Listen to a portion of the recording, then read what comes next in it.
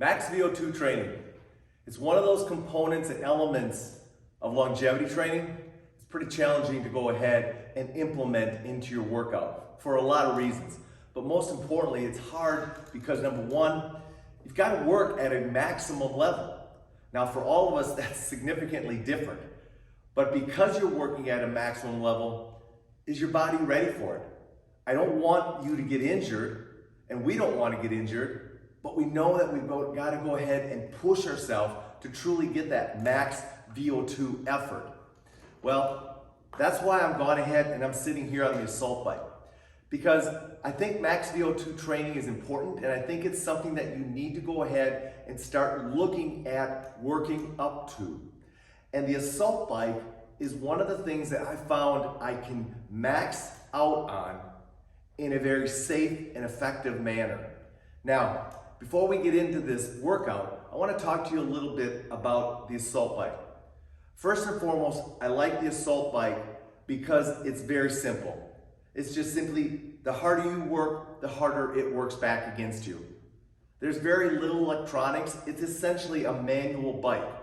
But the key thing is, it is unlimited when it comes to max efforts. The other reason I like it is it's biking. It's not ground contact forces. There's not a lot of pressure on my joints. And as a result of that, I can go ahead and feel pretty safe training on it. Downfall of the assault bike. It's going to be a little bit more costly. You know, assault bike will probably cost about $600. However, you might be able to find it on like a Facebook marketplace or something like that. That's how I found this one. Found it for $400. And that said, it's been one of the best additions to my training program and putting it into the CSTS gym here for Carter as well. That said, I think it's probably the best way to do it. But now, I don't want you to feel obligated to go out and purchase one, because what today's training and coaching is about is really about max VO2 training and a workout program that I like to use to challenge that. The workout program is called Sprint 8. It's nothing more than an interval workout. Let me take you through how it works first, and then I'll tell you why I enjoy it. Here's how it works. You do a 4-minute warm-up on your cardiovascular piece of equipment of choice. Then you go 30 seconds as hard as you can. That's the key. The key is to really challenge yourself as hard as you possibly can. Then you take 90 seconds of rest, and you repeat that for 8 total cycles. Now, let's talk a little bit about the Sprint 8 workout and how you can start working up to it. Initially, when you start this workout, you're not gonna max out. I mean, it's highly unlikely that you're gonna max out. But what I want you to do is I want you to give effort for 30 seconds. If you can measure that effort, which I can do on the assault bike by just looking at the the calories or the RPMs, I know that I'm trying to challenge myself each and every set.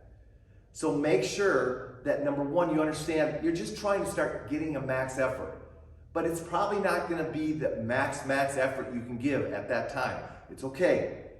You're going to start working up to it. It's going to take time, but at least you're going ahead and trying to challenge your cardiovascular system on a little bit more of an aggressive level. That said, I want to stop here for a second and make sure I talk about one thing, and that is, you got to make sure medically you're ready for this workout. You got to make sure that from a cardiovascular standpoint, you're set and ready to work out for this workout.